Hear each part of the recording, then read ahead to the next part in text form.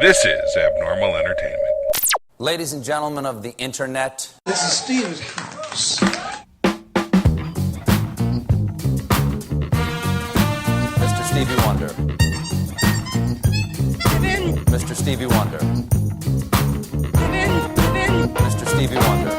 It's the year of Living Stevie. Mr. Stevie Wonder. Mr. Stevie Wonder. Hey everyone, and welcome to the Year of Living Stevie. I'm your host, Daryl Bean, here for episode number 3. Today we're going to feature a great band from Detroit called Leaving Lifted. They're a reggae band, and they dabble in ska and other forms as well. And this is a really great interview. It's a little on the longer side, and if you're listening to this at work or somewhere like that, the language gets a little salty, shall we say. It's still good stuff, but the language gets a little salty. So just a little heads up on that to make sure that you're listening to it in any appropriate environment for that's going on. Hey, summer weather's here. It's kind of awesome. It's been really, really beautiful this weekend. I was out beating up on my pool. We'll probably hear some more stories about the pool as the summer goes on. It was quite the ordeal last year. I have a above ground pool that came with the house that I live in, and all my attempts to try and turn it into an actual functional swimming pool last year were all kind of for naught. It was a disaster. The thing was pretty much just a swamp all year long. And very recently, I had a winter cover on it, and when the snow melted and it rained, it pulled up water, and a couple of ducks actually moved in and took over on my pool. So I couldn't open it when I wanted to open it. And once the ducks left, then I could take the cover off. When I took the cover off, there were tadpoles swimming in my pool. I think the tadpoles swam in my pool more than anybody did, because I don't think anybody got to swim in my pool last summer. So I'm a little disappointed in that, but it was gross, disgusting. And I had to get in there and clean it out, drain all the water out, and I was in there today shoveling out buckets of leaves and all. It was a disaster. I gotta tell you, I'm a little over the pool thing already, and it isn't even open. But I worked on that, had a nice cookout with some friends, went to a beautiful wedding. It's just a great weekend. I hope that you guys were able to enjoy the weather as much as I did. So a couple of new things that we got going on the podcast. First of all, there are some stickers. If you follow us on Facebook, you probably saw a picture of them. They're stickers that say Stevie is the truth in a cool 70s font in red and white, and they're pretty awesome. And there's details on the Facebook page about how you can order them. They're $2 if you buy them from me directly, or $3 if you want to buy them and have me mail one to you, and there's a button on the Facebook page, or if you want one, you can email me at livingstevie@gmail.com. They're pretty sweet. And to that end, I actually have a little thing I wanted to do. I wanted to get some more Stevie content into the podcast, because, we get these great interviews going, and we talk a lot to the artists about their what they do as musicians and, all that sort of thing. But I wanted to try and kind of fit in a little bit more Stevie content. So I've got some ideas of how to do that. The first thing I'd like to try out on you is a trivia contest, a good old-fashioned trivia contest, the prize for which is one of the Stevie is the Truth stickers mailed to you at no charge or given to you, or whatever the case might be. You can respond either on our Facebook page. You can respond by sending a message through the Facebook page. You can also respond via email at livingstevie@gmail.com, or on the Twitter page. If you go to Living Stevie at Twitter, you'll find our Twitter page there, which hasn't had a whole lot going on. Actually, I've posted stuff, and I don't think we've got anybody following us on Twitter. But follow us on Twitter, and then you can send a message there. And through the magic of time stamping, I can take a look at the responses and see who answered first. Actually, there's going to be 3 winners for the trivia contest. So the first 3 correct responses that I get through any of those variety of different places to send them to, then you win a Stevie is the Truth sticker. And the trivia question is this: A famous English guitarist helped Stevie Wonder come up with the drum part from one of his most famous songs. If you can name the guitarist and the song, then you are a winner. Winner, winner, chicken dinner. Let me say that again. A famous English guitarist helped Stevie Wonder come up with the drum part for one of his most famous songs. So if you get the answer for that, you can respond on Facebook, Twitter, or email at livingstevie at gmail.com and give us the answer. So this will be a lot of fun. Let's see what happens. Woo! Our guests on the show today are bringing back reggae Detroit style, and they have a show on June 14th opening for the Wailers. If you know anything about reggae, you know that's like being a pop band and opening for the Beatles. It's June 14th at St. Andrew's Hall. Without any further ado, here's my conversation with Leaving Lifted. All right, well, let's do this, I guess. So, Leaving Lifted here with us on the podcast. Thanks for joining us here, guys. What up, man? What's happening? So, the first mistake that I made when I did the podcast with the Social Bandits is I never introduced the members of the band, so whoever listens to that first podcast will have no friggin' idea who's talking at any given point in time. So we're going to fix that today. They're going to have to look into it for themselves? That's I know. insane. What? It's kind of crazy. How dare people inquire? If you could take a second and maybe introduce yourselves. So let's start over here. I'm Marty Gagno, play bass and sing. Sean Catanese, I play drums. Michael Chambers, a.k.a. Tony. Jim. No, that was my Doors reference. Jim Anyway, Stephen Foster, lyrics, vocals. All right, very cool. So tell us a little bit about the band. I mean, like one of the things that I was really excited to have you guys on the podcast because we're trying to, kind of mix it up with different styles of music. And you've become quite the juggernaut of reggae and ska in the Detroit music community. So so tell us a little bit about like when the band started, how it started, how do you know each other? I'm going to let you guys talk about that, but definitely Detroit reggae is the tagline for this band for sure. Yeah, for sure. It kind of worked itself into that. And me and Marty just started doing it like, we met in like humanities class like, I don't know, forever ago. Freshman year of college. Yeah, and so we were. I was like, dude, I really wanted to play reggae. I couldn't find anyone that knew even what to do, and like I didn't really know what to do. I was just kind of like, I was really into like I got into like the Jamaican stuff. So I was like, okay, who knows this stuff? Am I allowed to swear? Yeah, totally. Like, who knows this You're shit? just talking about porn and shit. It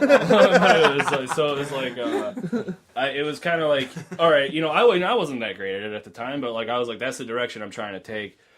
So I found Marty. We played together just bass and drums for literally like a whole year, and then we came across him who already knew reggae. So Tony. we kind of Tony, sorry, and we loosely started getting better and better and discovering more of like what we sounded like.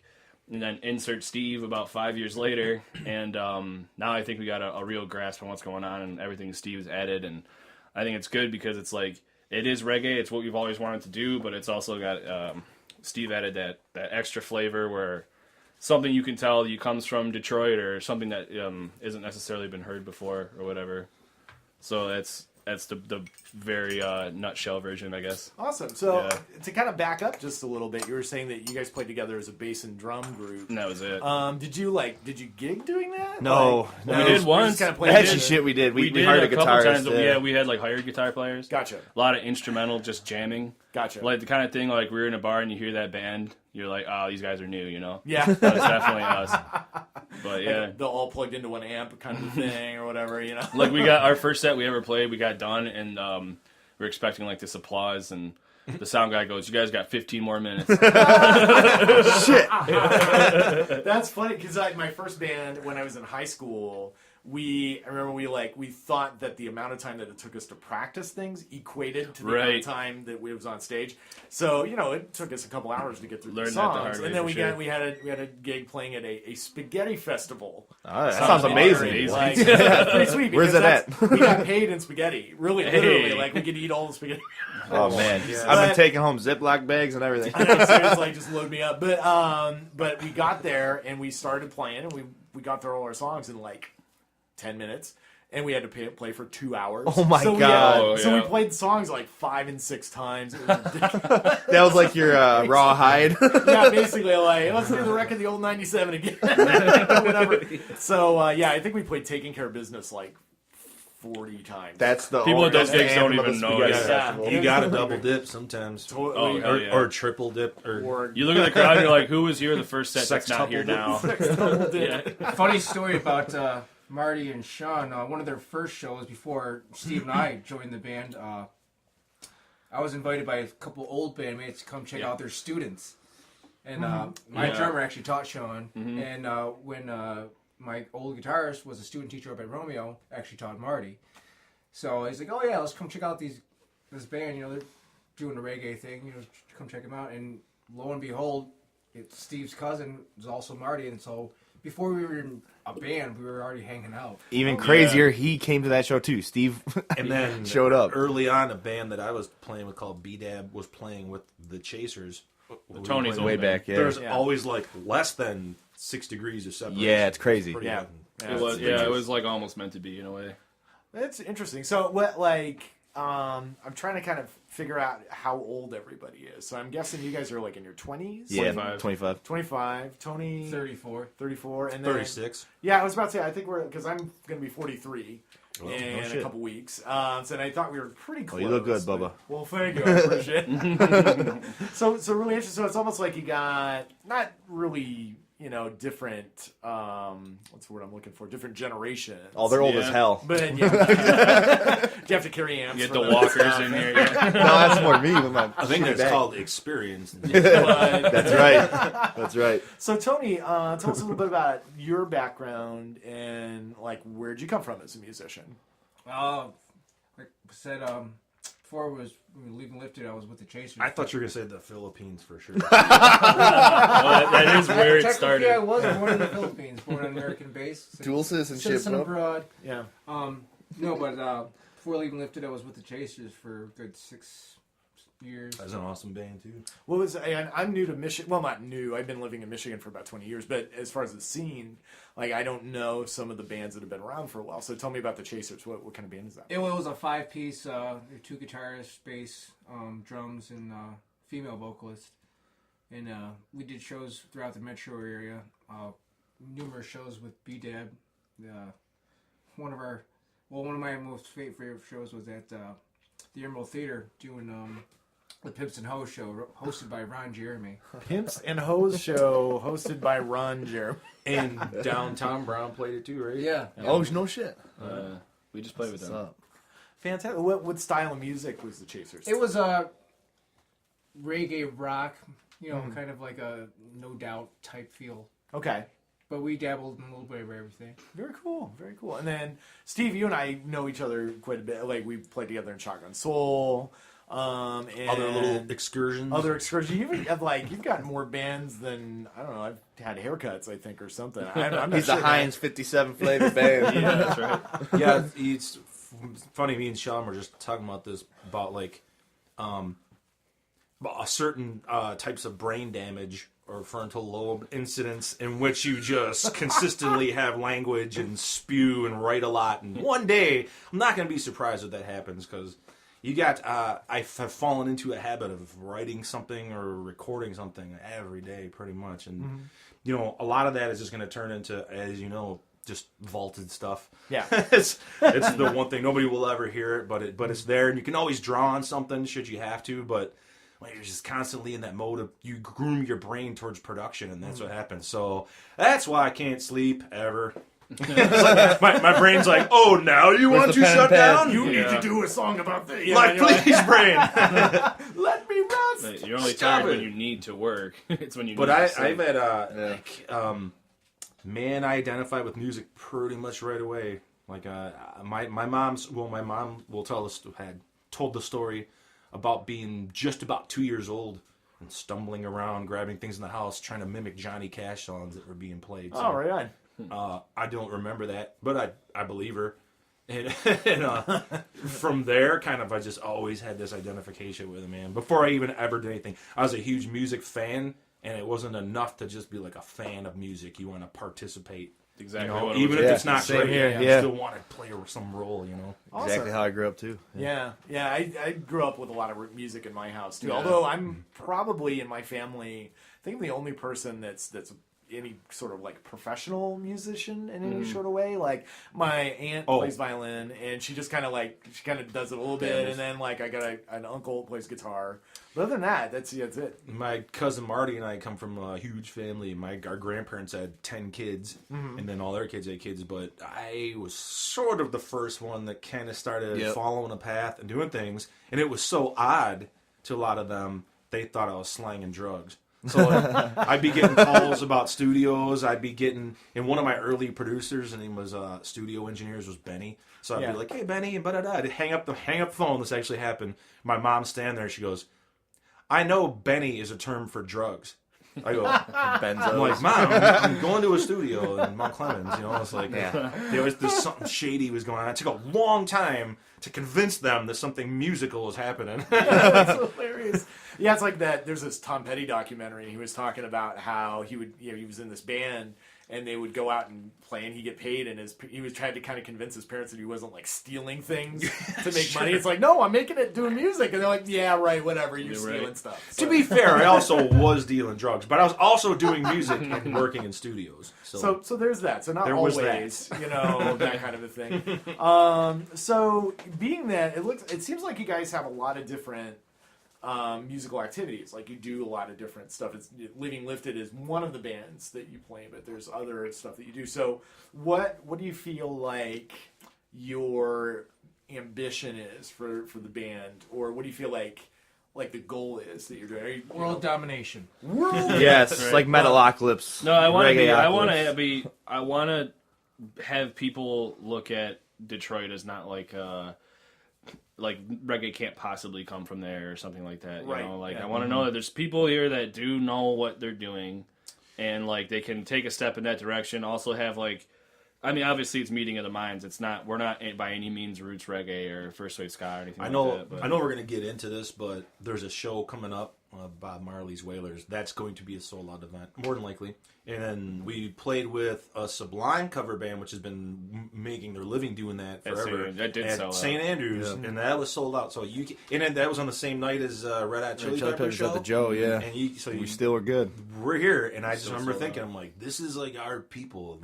Every one of them got us. Everything we did. Yeah. Yeah. Well, it's true. I've seen like when Pacifier came through, Totally. and band. Social Bandits opened for them, and I was playing with them at that, and just I was shocked. Like, man, how many people are here for this show? It's crazy. Yeah. Like, Where they come from? They where come they from been? far and yeah, wide. exactly. Yeah, totally, man. It's pretty crazy. They come from far and wide. It's you like, for instance, I go to college and I could like go by row full of kids and be like, "You listen to reggae?" And like probably one kid will say yeah.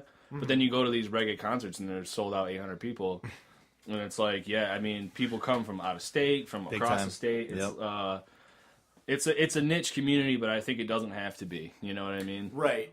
And I was just thinking that being in music now is really competitive in a lot of ways. It's very saturated. There's a lot of stuff going on. That maybe playing reggae and playing it authentically, we'll get to that in a second, but playing reggae authentically is kind of a way to find a channel, you know? To Absolutely. reach people, Yeah, because like I don't feel in competition with anybody. You know, like kind of we have our thing. And, like, bands that book us or booking agents that book us or, you know, people understand where we're going and what we do. And, like, we're not, like, the 40 millionth rock band to come through this year. Right. So, like, there is that. Like, we're not, like, in a competition to sound the most like each other, which I feels like is what it gets down to a lot of the time. I mean, there's obviously great bands in Detroit, but it's helpful having that edge. It's great when you are able to play with bands out of state that you see kind of not so much where you stand, but just like what's going on down there, like how are we holding up, how would we hold up nationally and stuff like that. So that's always super comfortable when you get to know them and like you're like, okay, we seem like we're on the right page here because there's not a lot of point of reference. Right. You know? You almost see a regional difference in the genre itself. Absolutely. You know, compared to like the southern states, the Carolinas, Floridas. You know, If we go to Florida, there's literally reggae bands there. Like there's like rock bands here. Really? Oh, yeah. I can see that. I mean, that makes sense. But yeah. And that's like when a lot of like big reggae artists were like, say like someone who's huge in the reggae scene is going to tape a concert. They're going to do it in Florida because people are going to show up. They're going to go ape shit. You know? Right. Yeah. So like that scene is huge for that. The Carolinas are huge for that. New York is huge for that. And that's what I'm saying. I just want I want Detroit to be on that map a little bit, because like even reggae bands coming in tour, they skip Detroit 80% of the time. You know. But yeah, they'll hit Rapids or anything or Ann Arbor. You know, they won't swing through Detroit. So we want to pull that in, which is understandable from their point of view. But yeah, trying to change that. It's like really people do come out for the shows. They do. It really happens. So yeah, that's cool. Is there an intent in the band to tour and to travel? And we've toured. We've toured. Okay. We've toured a few times. We've played out of state festivals. There's a band, I don't know if you've heard of them. Their name's Pilfers. They're big in the 90s in ska. We met them on tour with Real Big Fish, and then we did their record release in Brooklyn. Kind of were able to tour around that and go New York to Florida kind of thing. Sweet. yeah, hit East Coast down. Yeah, Very cool. It's And about you 2 tour- weeks. Did you tour with Real Big Fish or play with Real Big Fish? No, or? Pilfers did. Okay, gotcha. Pilfers played with Real Big Fish. We met them on that tour. At St. Andrews Hall, actually. Tossed them a demo, and they called us back. Oh, awesome. Yeah. Yeah, that's very cool. Do you find that it's I don't know if easy is the right word, but that people are receptive to that? Like if you go see a band and you're both reggae bands and you're like, hey, check out our demo or check out our EP. Not as much as you think, because Yeah. like if they were from Detroit, sure, but like they're getting those demos everywhere. Sure. You know, and like it's hard enough to make it as a band in general. So like it's not everyone has an ability to extend a helping hand, no matter how good they're doing. You know. Right. So like you kind of, and when you actually tour, you understand that too. Like where you're like, how come they're not watching the opening bands? It's like, well, dude, they haven't slept in 3 days. Yeah. You know, like so it's just kind of how it goes. But you know, you understand. You gain that ground as you move on. You know. Yeah, absolutely. So you mentioned that you've got a show coming up. What is it, on June 14th? Wednesday, Yes, sir. June 14th. Yeah. With the Whalers. Holy shit, right? Yeah, When, yeah. like, Just loving it. what was that like when you found out about that? Remarkable. Yeah, remarkable, absolutely. Yeah. Did you have that moment of just like, oh my god, That's we're gonna- happening. Yeah. Yeah. Totally. What? Yeah, and I felt like in a way Yeah. that Still feels surreal. Yeah. I felt like that Badfish show was sort of like our audition for St. Andrews a little bit. Gotcha. It So- went well, So and- far with this unit of players, we really want to. We rise to an occasion. I don't know. I'd like to see what possibly the biggest show we could play to see if we still stomp ass every time we do it. Hell yeah. That's why it's a good feeling. You like Yeah. at some point all the nerves go away. You're like, let's wreck this Yeah, shit. Yeah. That's the good thing I've noticed, especially since Steve came in, is like we know how to channel like the other week when we thought we had this original set planned out. We stepped in, it's like a fucking Lions Club. With you know, and we're like, okay, we'll dial it back. We're doing all oldies, and like, yeah.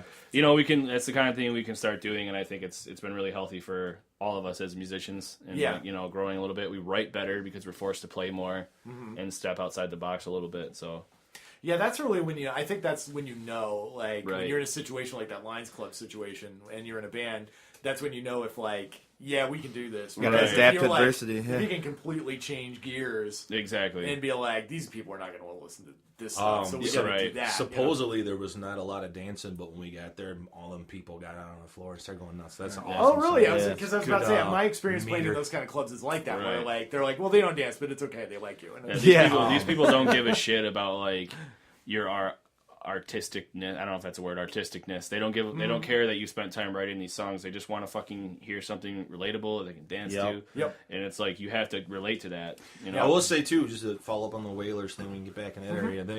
They're aware that we're opening for them.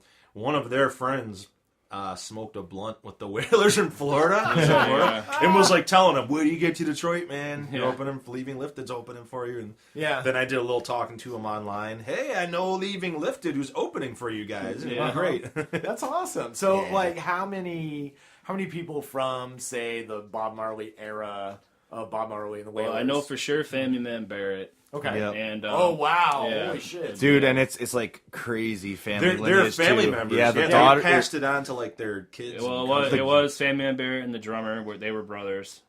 Barrett Jr. is now. Oh yeah, singing with that That's thing, it. yep. The No girl shit. right now in the band too. She's the daughter of Freddie McGregor and one of the I3.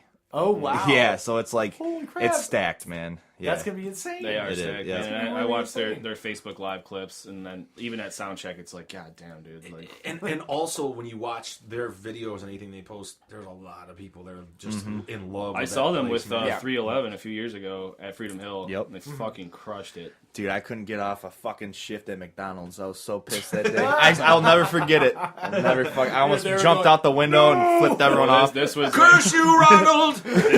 I saw them Don's way after Kitchen you worked got at me. McDonald's, but Yeah. But no, that was it was either we were 11th or 12th grade in high school. I remember that shit. I was so pissed. well, they came again. Last time 311 was at Freedom Hill, like I think 2-3 years ago. With them That's again? when I With saw the Whalers? them. Yeah. Damn, they It did was twice. Ziggy Okay. Marley, the Wheelers, wasn't it?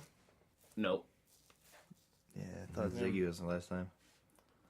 Far out. And Yeah. then I'd seen on your Facebook page that you recently were in the studio in Rust Belt. I don't know, have you done recording or were you just kind of like doing pre-production? Oh yeah, we We've cut done some 4 recording? songs. Yeah. That's our 3rd time being in Rust Belt. Very cool. Yep. Yeah, we got 4. It's gonna be eventually a whole album. We went and did 4. Oh, awesome. Yeah, and you're LP. working with Stephen Hain. Oh yeah, course. we love him. Is a fucking genius. He's I mean, a like he animal. really seriously like. When I worked with him before, he got probably the best saxophone sound I've ever Really? heard on a record that I've been like playing on. I'm like, that's me. Yeah. What? You know? He's so much smarter about what's gonna come out of those speakers than anyone I've ever met. You know? Yeah.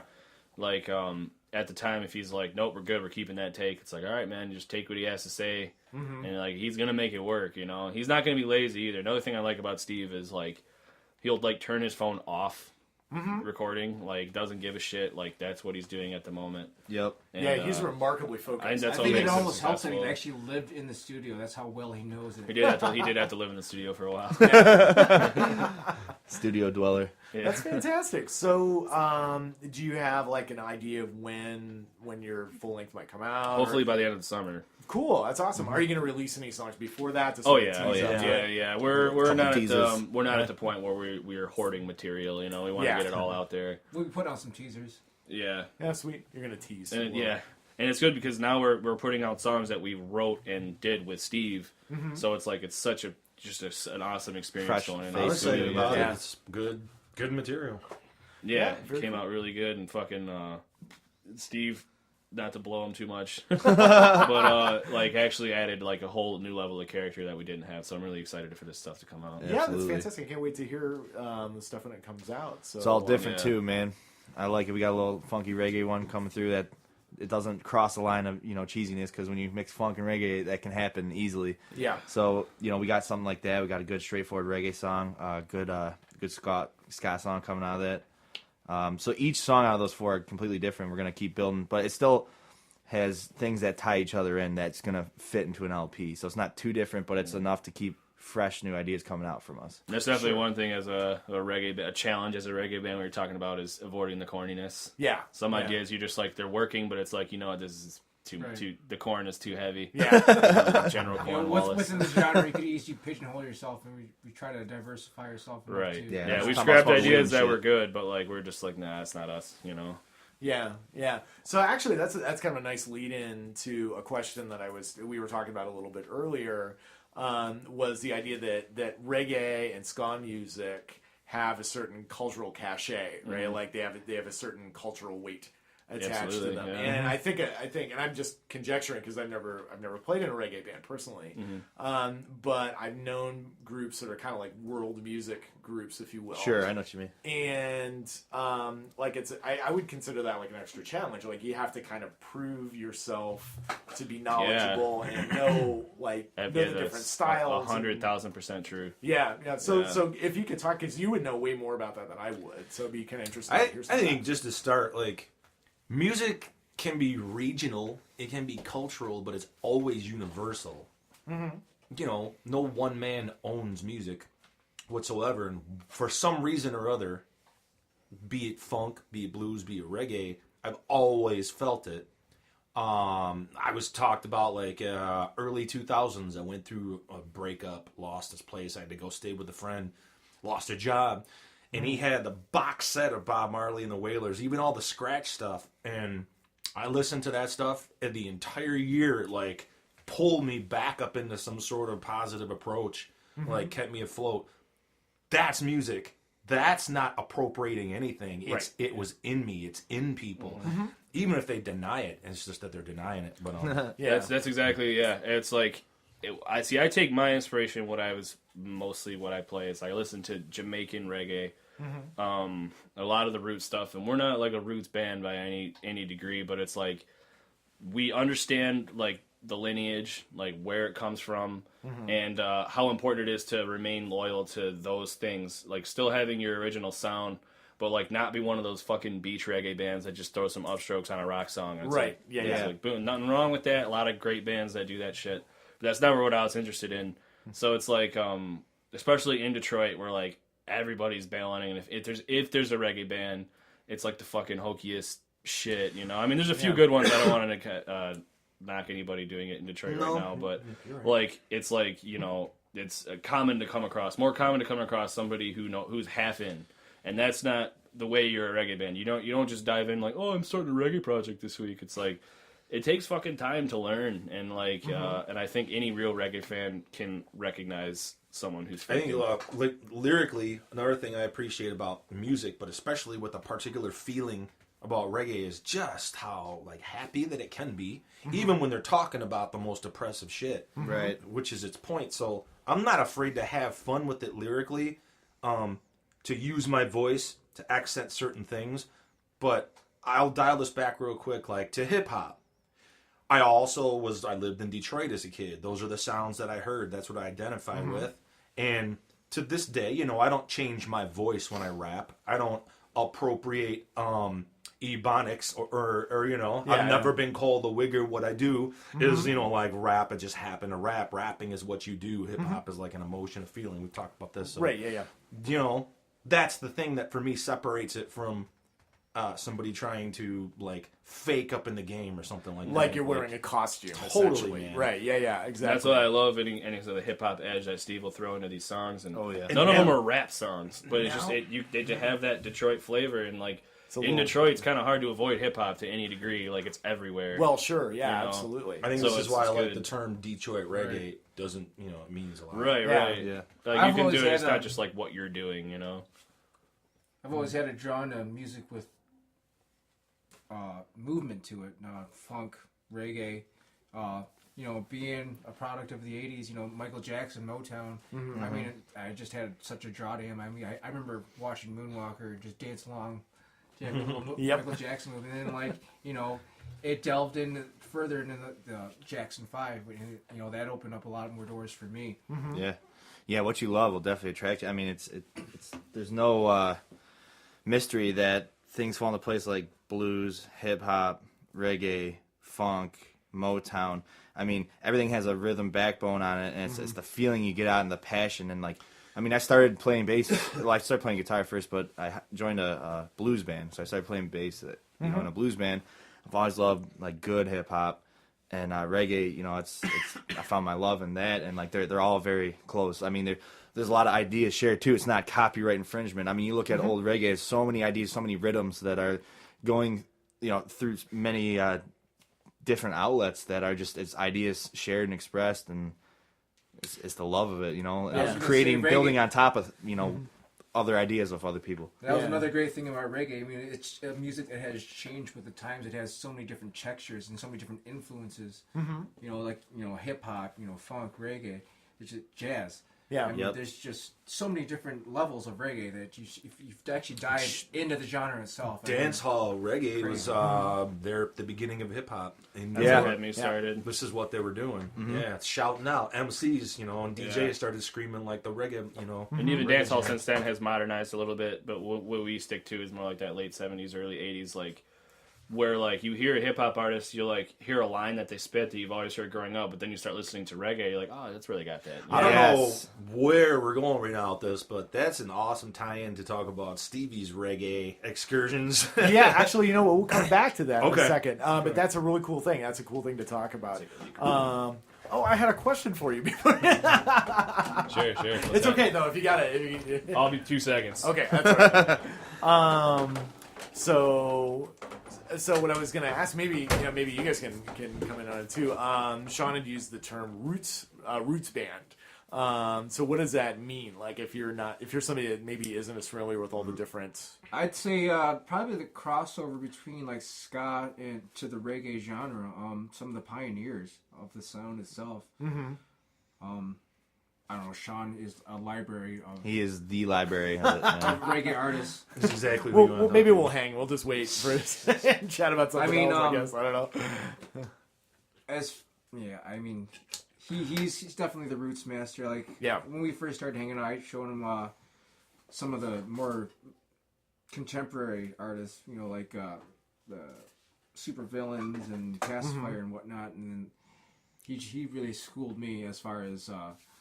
The 60s and 70s reggae artists. And just like he can go on and on and on and on. Yeah.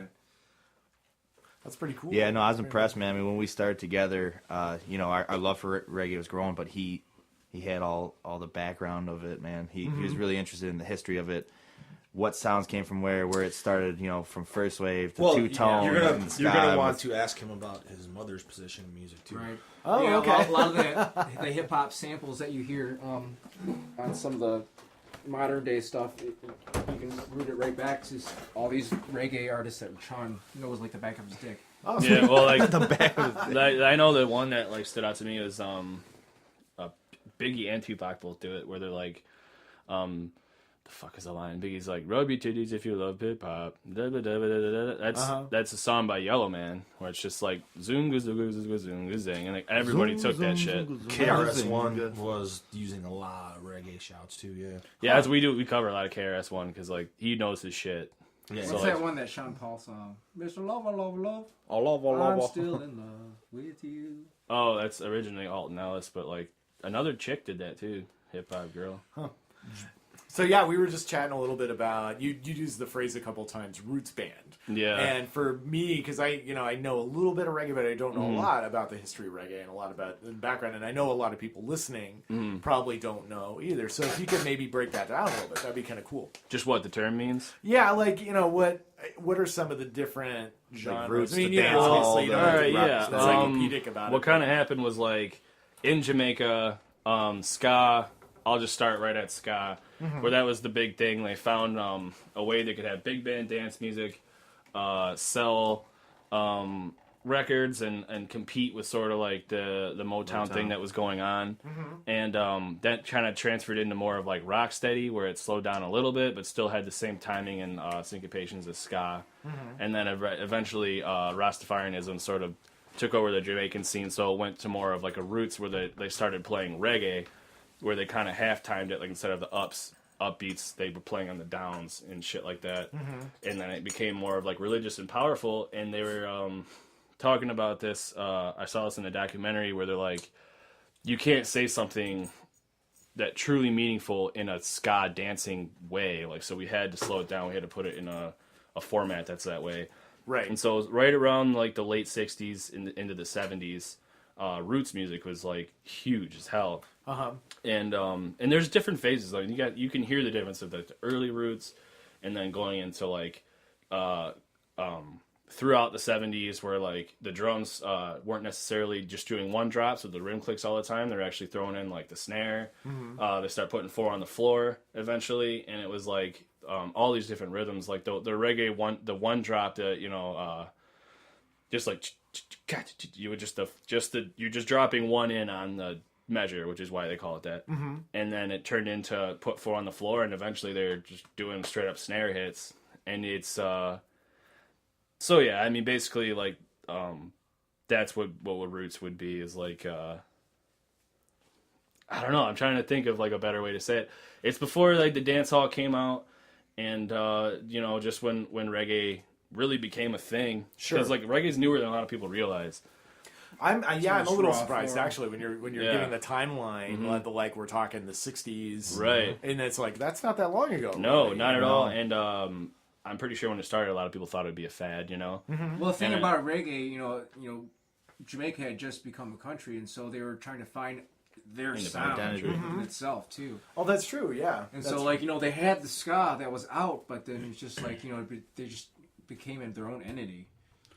Yeah, they. I also think that's why England has a lot deeper of a reggae culture than we do, because like they were property of England until like the 40s or something like that. So I think a lot of Jamaicans still stay over there, and there's still like a lot of the interchangeable influences. Sure. So then you get bands like the Specials and right. Beat and things Exactly, like that. yeah. That's The sort close relation. That's to that second wave of ska that came out. You Sure. know, definitely. And now even like in England, you have other bands that are like, damn, these guys are really legit. You know, and I know it's a little more popularized out there, a little more normal for like your parents to put reggae on at a barbecue instead of like country, like around here. You know, then it's kind of like what it is. One of the more recent artists out of England is the Skints. You guys haven't checked them out.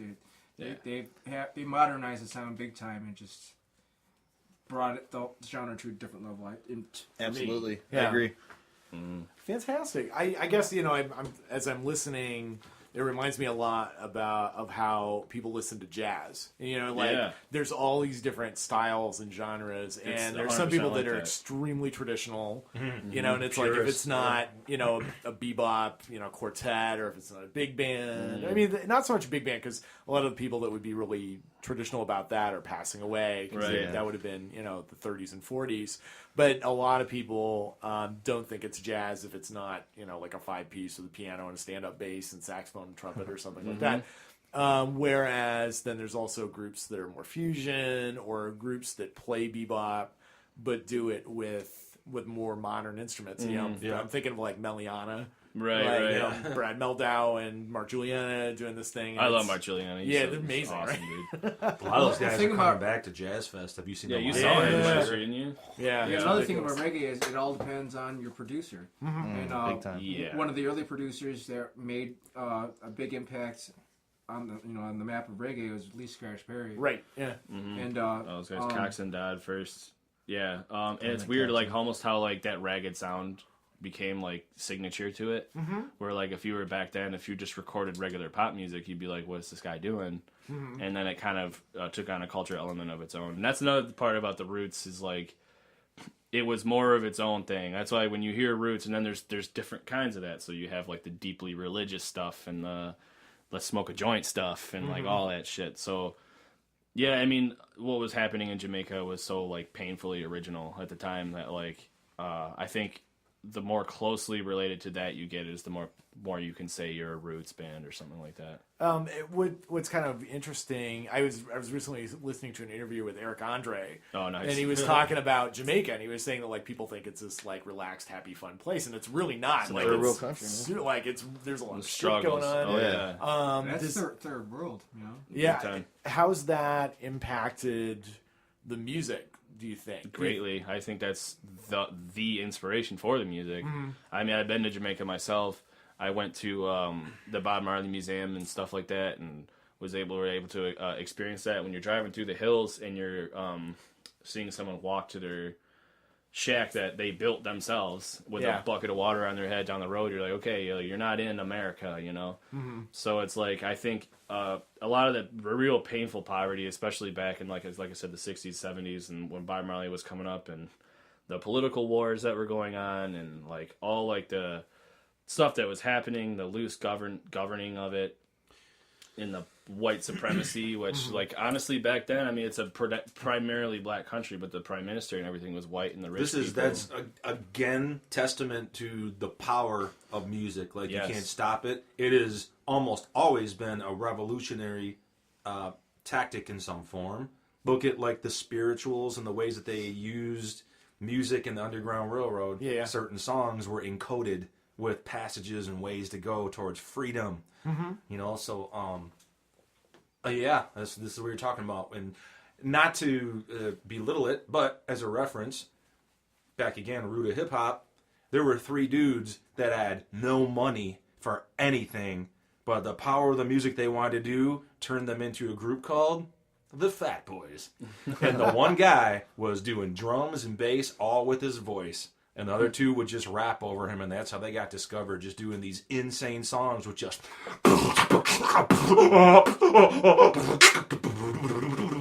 and dudes just rapping over that, and it's like that took $0 for them to become what they did. That's great, because I heard that's about reggae too. The reason it's so rhythm driven and it's all bass and drums is because when you're playing music out in those ghettos at the time, that's what you're playing. You have Right. drums to work with, and when you're listening from far away, the bass is really all you can hear. Mm-hmm. So And interestingly enough, somebody told me this once.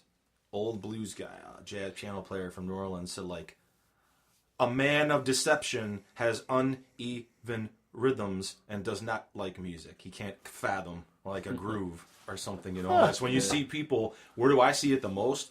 Politicians, the way they speak, and they're jerky rhythms, but like there's something off in their flow. Yeah. Yeah, That's for interesting. sure. That's an interesting way to look at it. It is It makes a lot of inauthentic. sense. Yeah. Definitely true. What was I just thinking? Because there was something that popped in my... Oh, I was going to ask if, because of that political climate, because it's still like that, do you still have music in Jamaica that's like... Because I think a lot of people that don't know, like I would put myself in that category, that think that it kind of ended with Bob Marley. And it definitely didn't end with Bob Marley. But here's the thing about Jamaican culture: it's all next. That's why like people are like ska.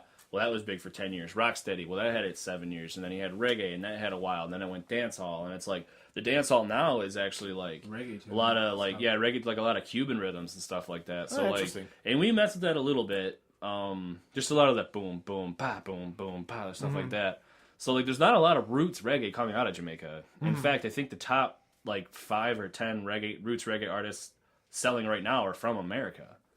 And so yeah, so there's definitely that I wouldn't say disconnect, but like Jamaicans are always about fresh and new and like what's coming next. Yeah. So like after Marley, it was like, you know, heavier roots with people hitting those snare drums, not like very like those world rhythms that Marley was doing. It kind of turned into like more rock, and then from there it carried into like dance hall. From there it carried into like, and then it turned into just guys that would come out with their own PA, play the song, and just spit over it. And that's all they needed. Yeah. So like it's so like I would definitely I wouldn't say reggae by any means ended with Bob Marley, but they definitely are always on to the next thing, faster than we are when it comes to that kind of music, you know. Yeah, interesting. I wonder if it's because the country is so young, really, Yeah. and they don't have like a sense. Because I've heard people from Europe say that about America, because we have no sense of things that are older than a couple hundred years. No. And they've got shit that's that's like 1,000 years old or Thousands, 2,000 years old. And you go to Notre Dame, and that's Notre Dame, and then you stand there and you realize it's a building that's been there for 1,000 fucking years. Yeah. I went to Right? the Coliseum in Rome. Same experience. Yeah. Mind blowing, and you're like, the oldest things we have here are a couple hundred years old. Right, Maybe. force from the frontier ages, and that's about it. Right, that's about it. It's like, and when you don't have that sense of, I don't know, that anchor of like that history, that it's easier to turn over. They say Totally. They say the Western civilization doesn't have a culture, but the "Cash Me Outside" girl changed all that. How about that?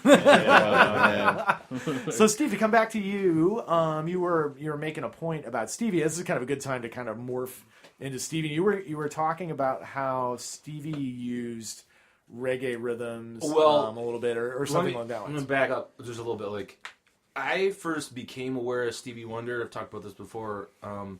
My mom, I lived up north for a while, and then we moved to Detroit, and then we moved up north. So He's pointing at his a hand. lot of by way. the driving, I'm pointing at, making the Michigan sign. There's a lot of driving involved when I was a kid, man. Just moving around and stuff. And my mom always had Motown-based stations on, so I'm aware of most of that. But this hit me like a bolt of lightning. We were driving over the Mackinac Bridge, and I was probably 6. The first time I heard Sir Duke, and you just hear and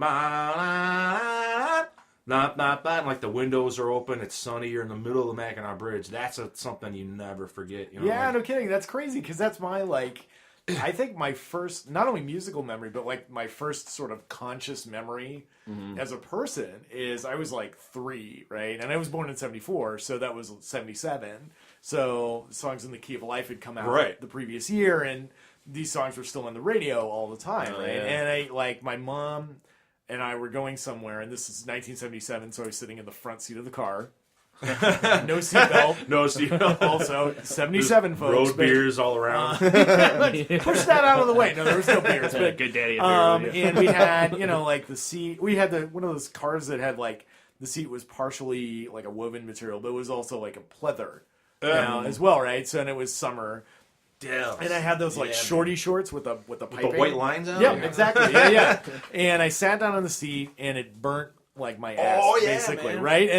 And so I sat down on the seat, and it was like, ow! And then the next thing I know is Sir Duke comes on the radio. No way. And it was like I don't know if it was the burning ass or the seared the memory. It seared the memory. It was like when I legitimately when you became awoken, I suppose, dude, as a human being. It's like yeah, really that weird. I mean, trying to wrap your mind around it. Then yeah, it was the moment for sure, but it was also everybody, my brother and mom included, in the car trying to sing along with it. Can feel it all over. I didn't know what he said. I think I used to sing, "You can feel it by love." You can feel it by love. Not all over. You can pick that up, but so and then from there, sure, you're just off and running. I've always been aware of it, and then it's like, oh well, Stevie's recorded right here, and this is where he made all that music, and so the joke more recently that we've been playing around with about Stevie's Master Blaster is like that maybe like sometime, say, circa 78, he discovered marijuana. So Stevie Wonder discovers the herb, and one of his friends is playing a Bob Marley tune, and Stevie's like, "Oh man, what is this? What do you call this music?"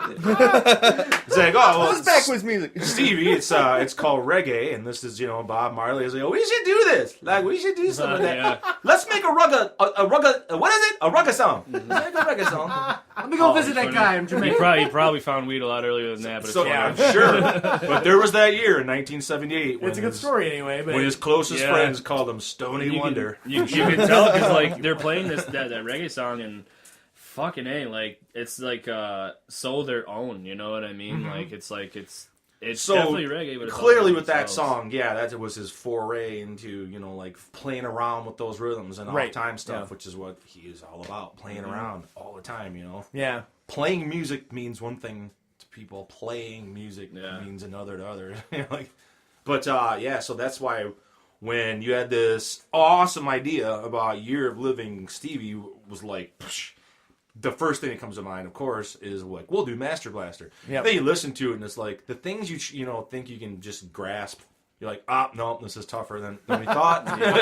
Some of that might come through, but then when we were kind of playing around with other Stevie songs, you tend to want to gravitate towards more like, what was like some of his 70s stuff, and I remember bringing the idea of I Just Called, and you're like, well, to be fair, that's not one of his more. That's the one I initially thought of. I wasn't even thinking of doing it, Scott. That was Steve's idea. I think I was driving one day and just heard it, broke up my phone, recorded it just by my voice, and sent it to those guys. I'm like, this is just my voice, but what do you think? And then boom, everyone like locked in with no more question. Yeah, I was like, God. that's definitely it. And then it started feeling like, of course, it's going to be more interesting than that original. I mean, he was making a lot of music for money in the 80s. Right, yeah. But man, with this thing, it reminds me of other bands that have put their own spin on a song.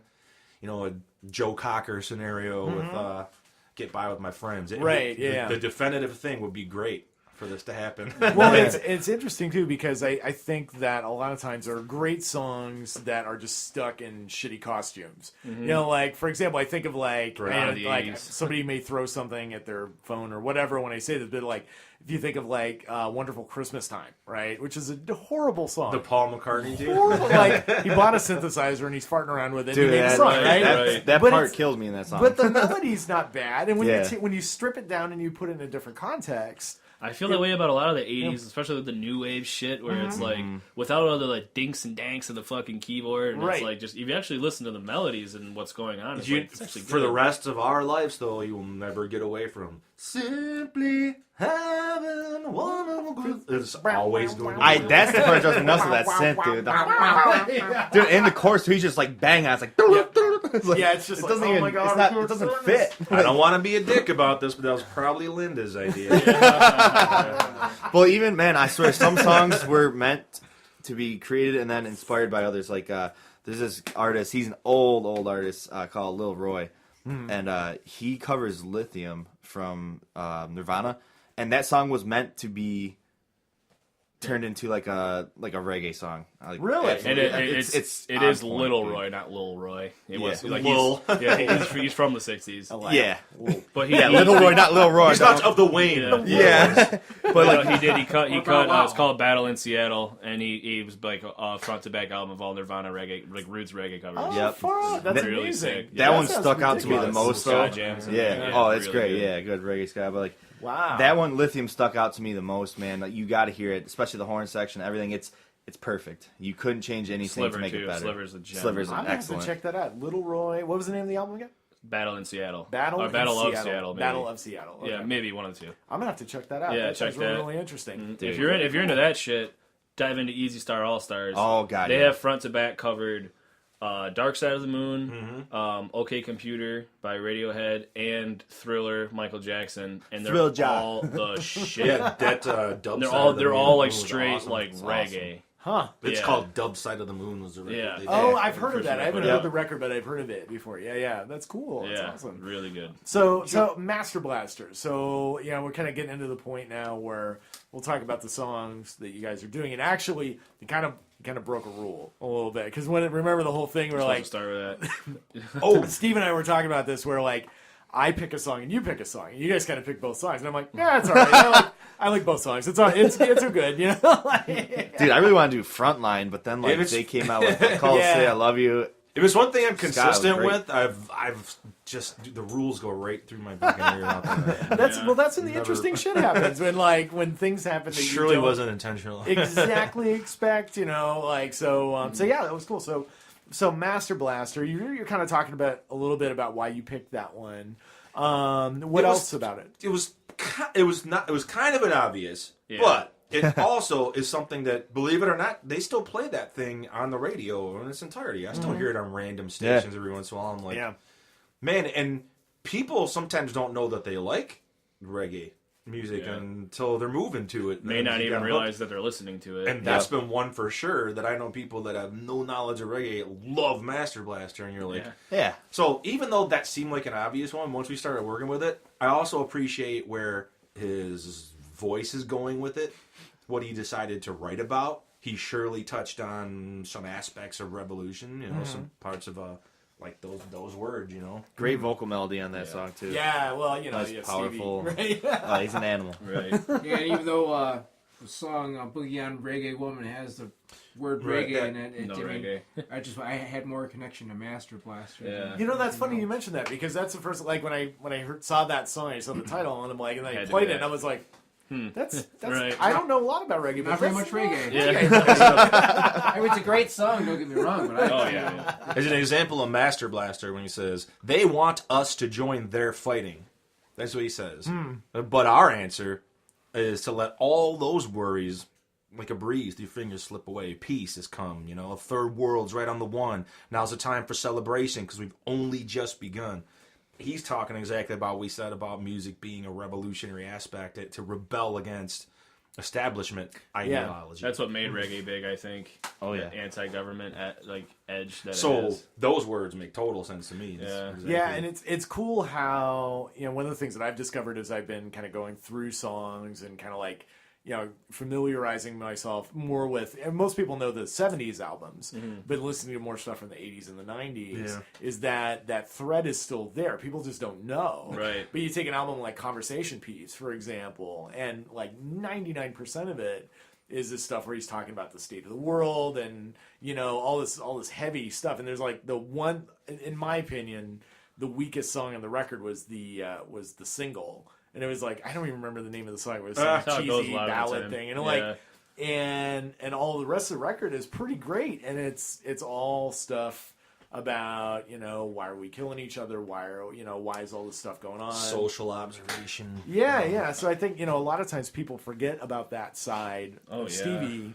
as an artist Yeah. about that political sort of end and not political is such a loaded word anymore, but but that sort of like social cultural kind of thing. And as a guy that has been in the light since he's in a line, with the spotlight since he was 9 or whatever. Really yeah, like, 12. I think you is also when- have different, perspectives of them. It's like Well, I listened to Stevie in like 70s or early 70s. I remember him as a little kid with a harmonica just wailing away. Right. Yeah. Right. Mary had a little lamb. Yeah, well, that's the crazy thing about Stevie Wonder is like he actually inspired Bob Marley. If you ever watched the documentary Marley, one of the things that he took away from Stevie was that he gave all these profits from his concerts to some organization, and that just blew Bob Marley away. It's like, all right, well, let's help out Africa, our home country.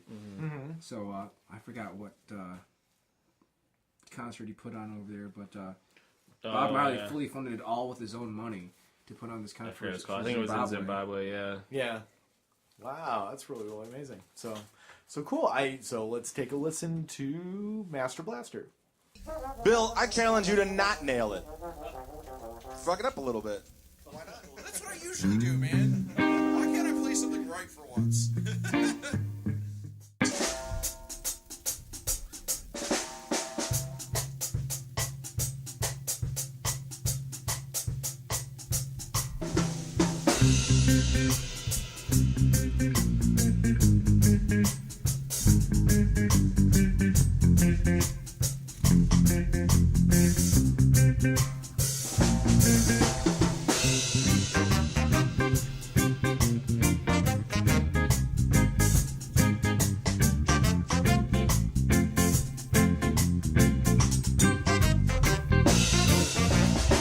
Everyone's feeling pretty.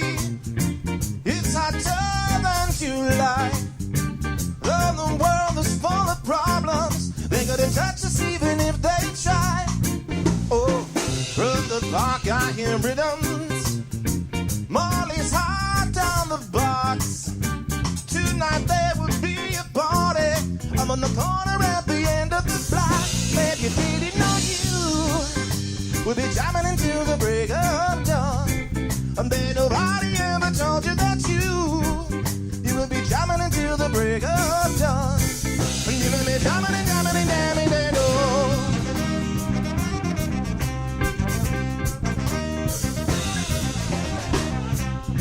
just to join the fighting.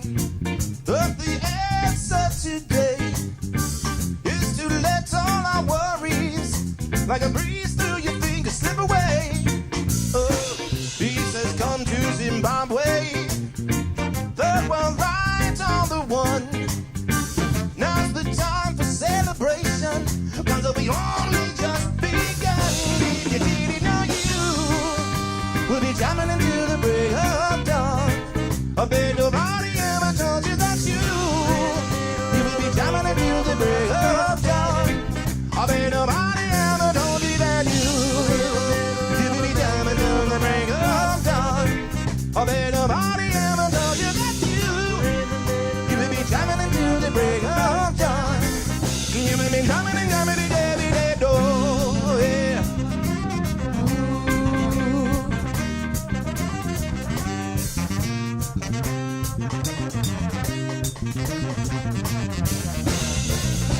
Yeah.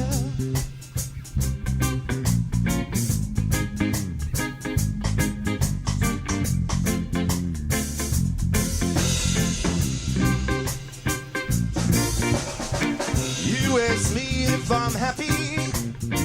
Well, as a matter of fact, I can say that I'm ecstatic, cause I'm all just made of facts.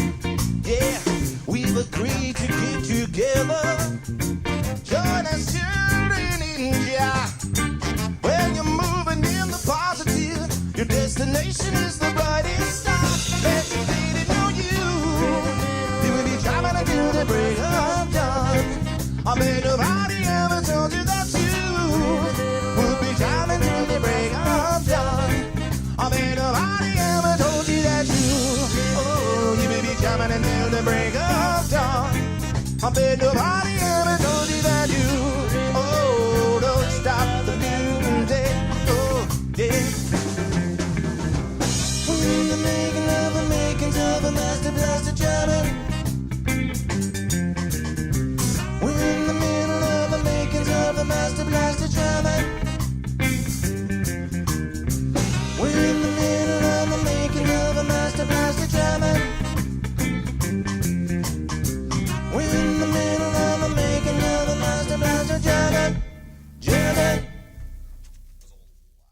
right, so we're back, and our second song that you played was "I Just Called to Say I Love You," which we were kind of talking about that a little earlier. That it was, I kind of went, really? It's the more unassuming name of Stevie's song. And maybe it's high fidelity to blame for all the shit that song gets, because it's like that's the one where like Jack Black is like, nobody likes that song. Yeah.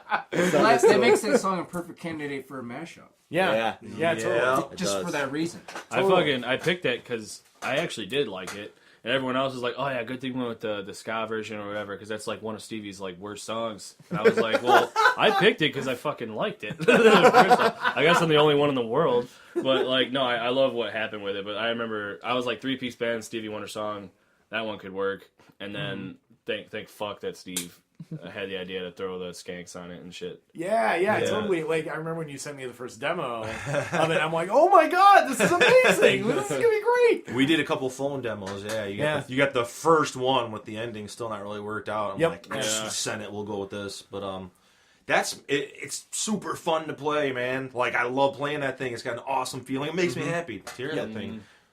Yeah, it made me reevaluate it, so I'm more in your camp now. Where it's like, this is actually a really good song. I don't know why I didn't like it before. It's like what you were talking about with the new wave shit, man. It's just because it's too much of that fucking shit going on. Yeah, too much synthy. He was trying to experiment a little bit too much, maybe. Yep. Yeah. Well, if you listen to some versions of that song as it goes on, which we came up to, it doesn't end where the radio version ends. It launches into some robotic voice thing. Really? It's like what is the early stages of a vocoder or something. It was. It's like a vocoder that starts. So the big note.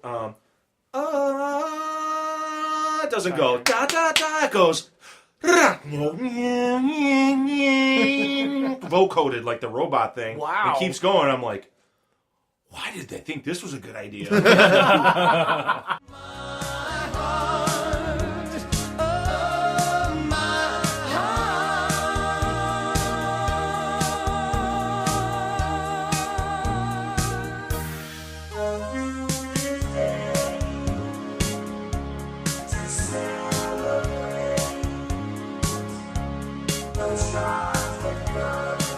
What year was that made? 80s.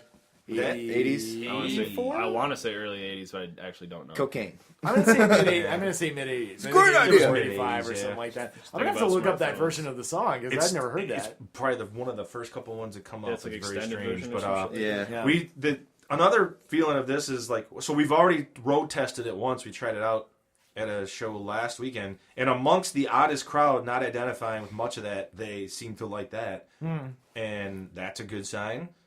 And I think we need to really do our best and rally to have Stevie listen to the Year of Living Stevie podcast. I would love that. And in fact, you'll have he has to be aware of this. You will have an opportunity at the one of the things that I always do at the end of the interview segment is it like give you like a 30-second or like just a short window if you wanted to send a message to Stevie, what would that be, kind of a thing. So we'll do that in just a second, but yeah, so yeah, it's really, the interpretation of it is really great. I think it's one of the things that I'm really liking about this show. Yeah, is hearing all these different interpretations. From different bands and different artists of these songs. Like, the first episode, Social Bandit stayed pretty close to the originals. And then, I have some artists where there's one where we're doing the interview during the summer, but they're a transatlantic duo. So the singer lives in like Massachusetts, but the guy who does all the instrumental programming and playing lives in like Ireland or Scotland or something like that. And they already did their songs and sent them in, and they kind of took a totally different sort of approach to the songs that they did. And then I'm having an Americana group and an organ jazz trio and all this sort of, and it's really cool to hear all these different interpretations of the songs. So it was really fun to hear the ska-ish. I Just Called to Say I Love You. It's pretty sweet. Yeah, appreciate that. I love what you did the horns too, man. Yeah. Oh yeah, dude, you did a great job. By the way, if man. nobody knows good, that, you wrote the horn parts out for I Just Called, and it was like we were going through it the first time, and I'm like almost like choking up listening to it while stopping my vocal. Like, okay. Yeah, I was doing the same shit. I was like, this is really good. I'm like, oh shit, I gotta keep playing. Yeah. Yeah, it was a lot of fun. When you sent me that first demo, like the ideas start popping. I'm like, all right, well, I think the horn should kind of, because it's ska, should kind of sound like that, and like I've been kind of humming parts in my head. Yeah, as put I'm walking around. a good blend to it. Totally. So yeah, that's Shout out to Bill Kunz. Shout out to Bill. I thought he would hang out and talk, but he had to jet. He's got things to do. He said he had to take a wicked dump. That was his excuse. That was his excuse. That's unusual. That doesn't happen very frequently. else But maybe we owe him a thank you for that. I don't know. Possibly. Right. The Aster Blasters. Be like, we're sitting in a crater right now, thanks to Bill. So great. Well, let's take a listen to "I Just Called to Say I Love You." I am Herbert Alfredo Albert. You listen to me. I don't think that's his middle name, but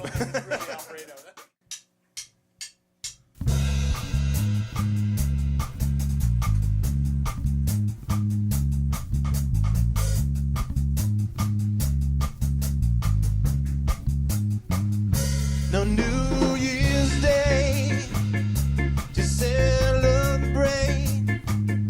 No chocolate covered candy hearts to give away. No first of spring, no song to sing. In fact, it's just another ordinary day. No April rain, no flowers bloom, no wedding Saturday within the month of June. But what it is, oh so true, made up of these three words that I must say to you. I just called to say I love you. I just called to say much I care.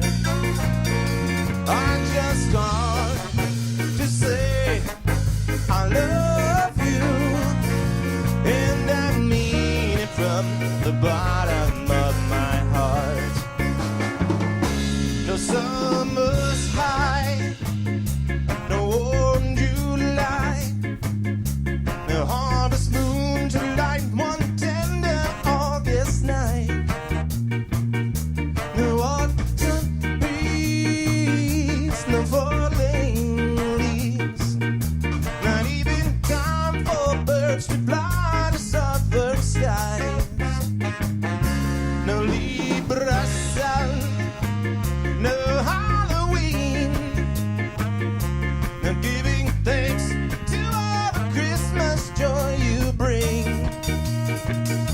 But what it is, oh so new, to fill your heart like no three words could ever do.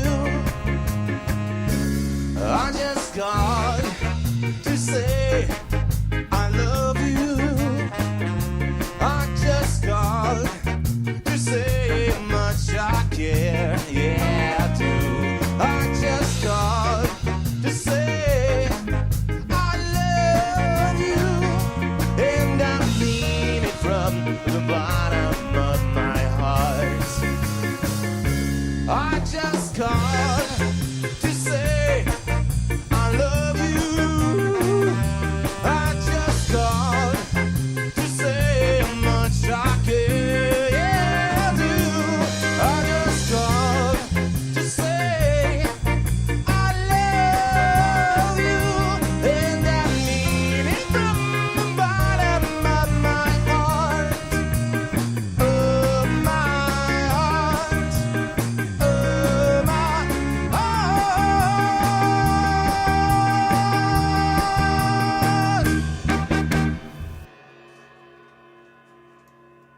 And there it is. Wow.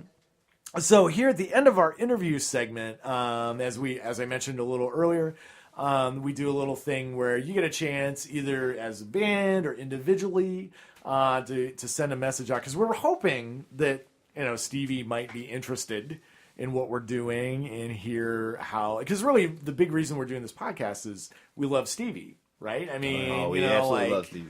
And one of the things that I was kind of thinking about when starting the podcast was how last year, how we lost so many amazing artists, and we never, and you never really have a chance to say like David Bowie, holy crap, you changed my life, or Glenn Frey from the Eagles, holy crap, you changed my life.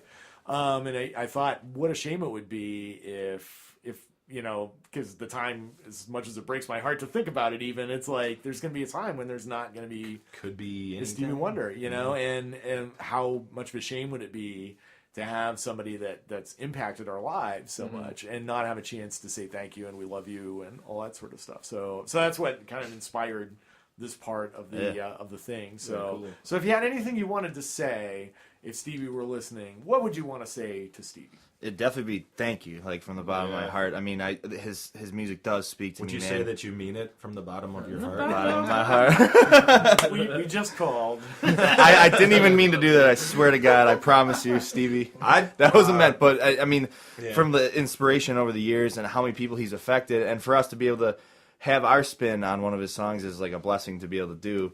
And thank you for having us on this. Absolutely, man. It's a pleasure. Thank you, Daryl. But yeah. I'd say, again, thank you, and he's definitely, I'd say, a ninth wonder of the world. Yeah. I mean, just the obstacles and walls that he's broken down for, not only for him as, an African-American, but as a blind person. It's just like, come on now. Watching him do a drum solo back, it was like literally black and white. It's on YouTube. You can find it. Crazy. He his drummer gets off. They guide him over to the drum set, and he just shreds. I mean, like jaw-dropping shreds, man. Yep. It's so impressive, and his voice is probably one of my favorites to listen to, man. It literally cuts so right pure. into your soul, man. It's so pure, yeah. And it's lost nothing. That's the Nothing! thing that blows me away. Like, I saw him at that Sting. I wasn't at the concert, but I saw a video of him at that Sting birthday concert. It was like Sting's 60th birthday. Yeah. And he brought him out to sing "Fragile." Ooh. And he just kills it. I mean, he does this great harmonica solo, and most of the time he's singing his lower, and then at the end of the song he jumps up into that upper register. And Oh, it's yeah, like, kills it. oh my god, and it's. I was just going, holy shit, You're blown away. Yeah, his he vocal has range lost is nothing. Yeah, another thank you though is like Monster.